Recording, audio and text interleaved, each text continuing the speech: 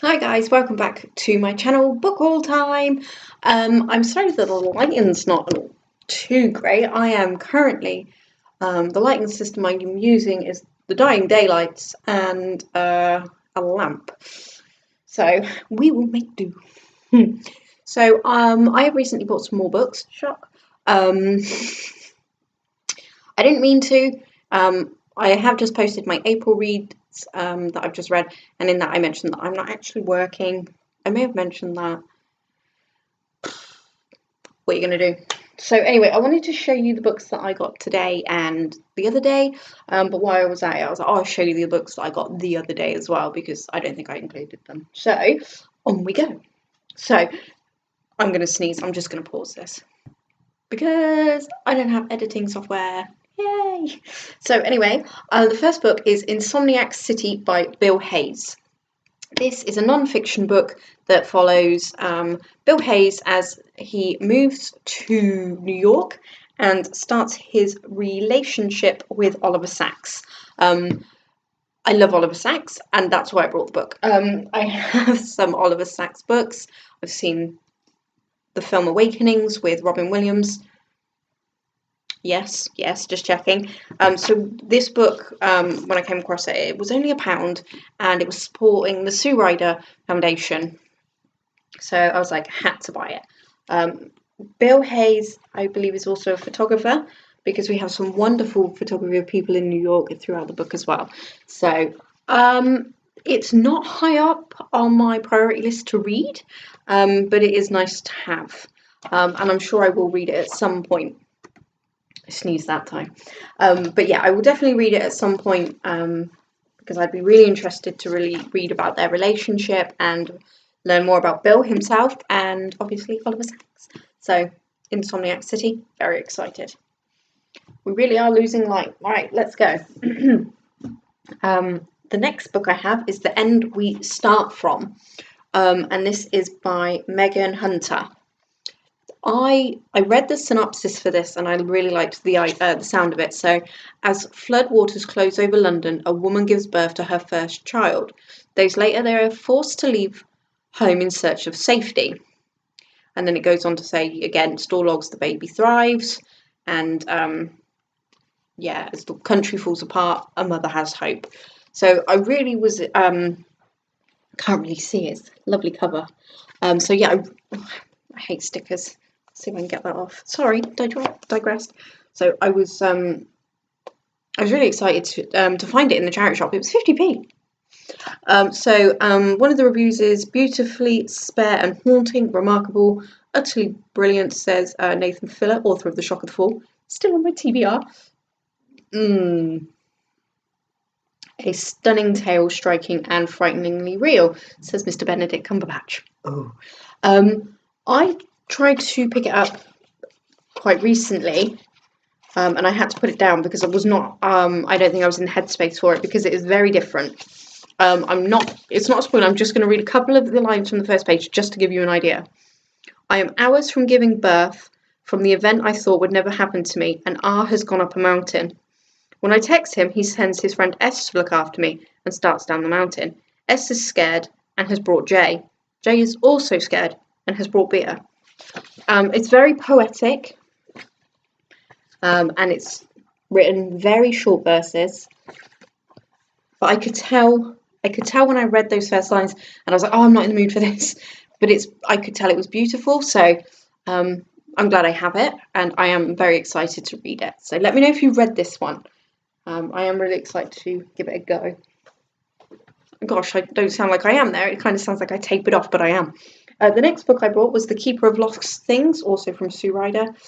So this follows a man who has spent half his life collecting lost objects, trying to atone from a promise he broke many years ago. Realising he's running out of time, he leaves his house and all its lost treasures to his assistant, Laura, the one person he can trust to reunite thousands of objects with their rightful owners. So I was like, yes. And since I brought this, I have found this like in 5 different charity shops. So I hope that's not a sign of things. This is by Ruth Hogan. Yeah. So we've got Full of Heart, a gem, completely joyous. Completely gorgeous and joyous, says OK Magazine. Okay, well, apparently it's joyous, but I'm excited to read it. The front cover is gorgeous. We've got like a button, a puzzle piece, a key, some flowers. Yeah, wonderful, says the Daily Mail. Well, we don't trust the Daily Mail, but I trust that it's going to be good. I think I've heard people mention it, so yeah, I'm very, very excited about this. And we're 5 minutes in, I better speed up. And the next book I brought, I was the most excited to find on the top shelf because it's been on my wish list for ages.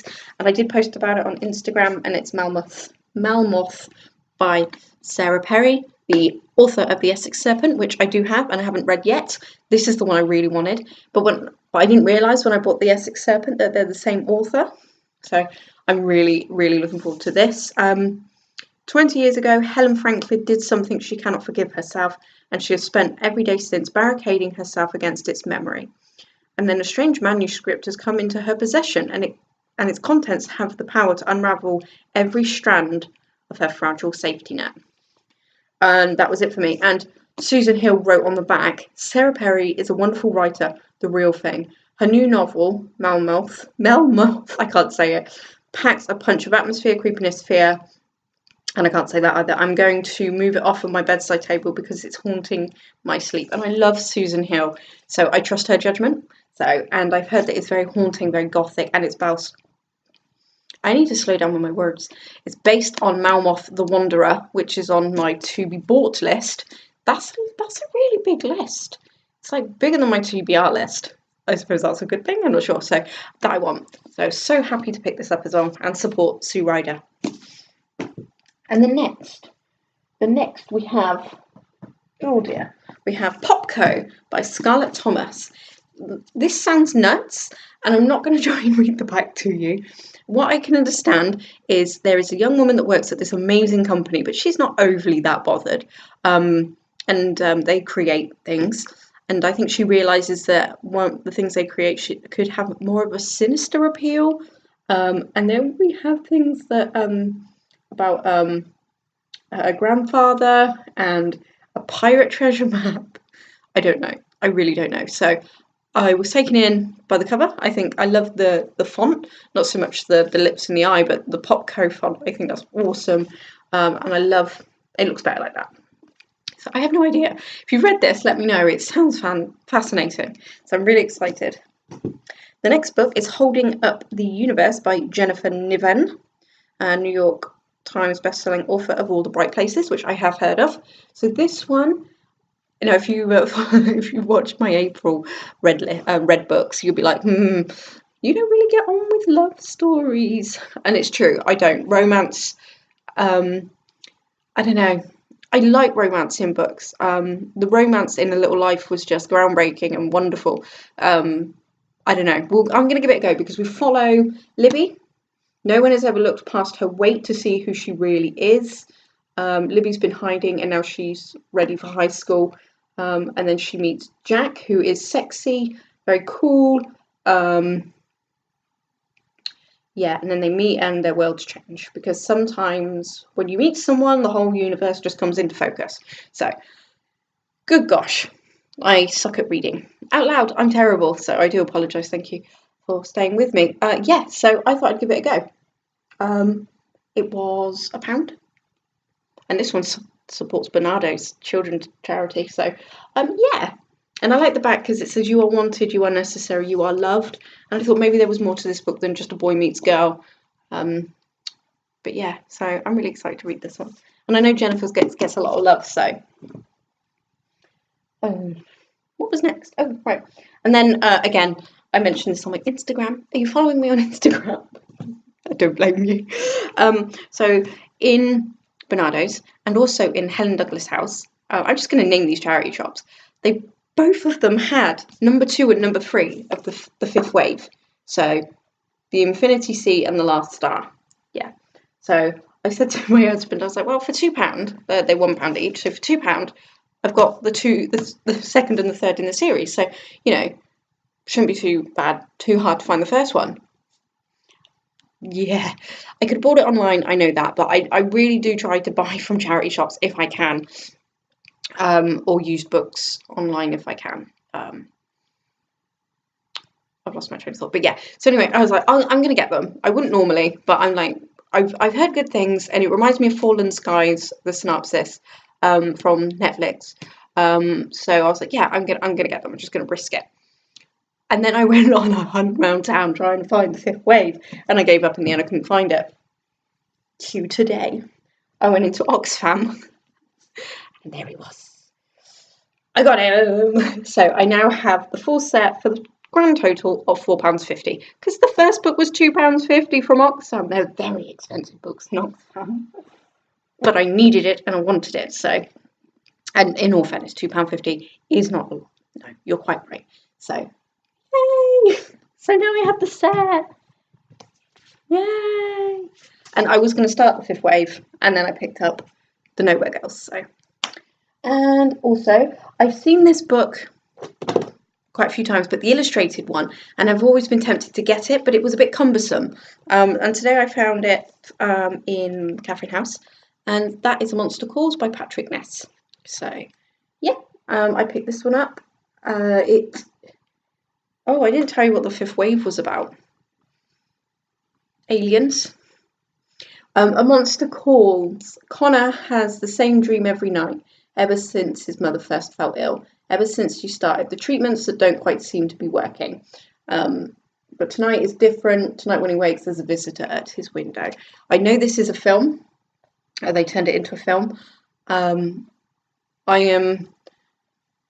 really excited to read it. But I also watched a film called I Kill Giants, and I think that's similar in premise. But until I read this, I can't say for sure. But there's monsters in that, where there's a giant in this one, and her mum's sick. I'm really sorry, I've just ruined that film. Sorry. I will mention that I spoil.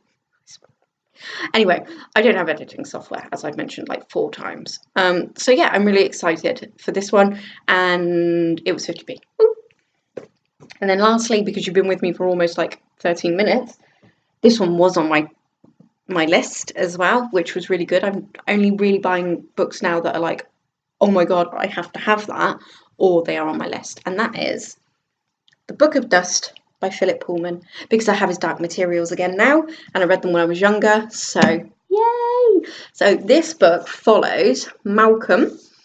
He seems to just have an uneventful life in the pub down on the water, but the weather rises to a pitch of ferocity. All of Malcolm's certainties are torn asunder, and then finding himself linked to a baby by the name of Lyra. Sold! So The Book of Dust, I believe we are a prequel. So I am so excited and so happy, and it looks brand new. Would you like to know how much I paid for it? Because I'm such a cheap ass.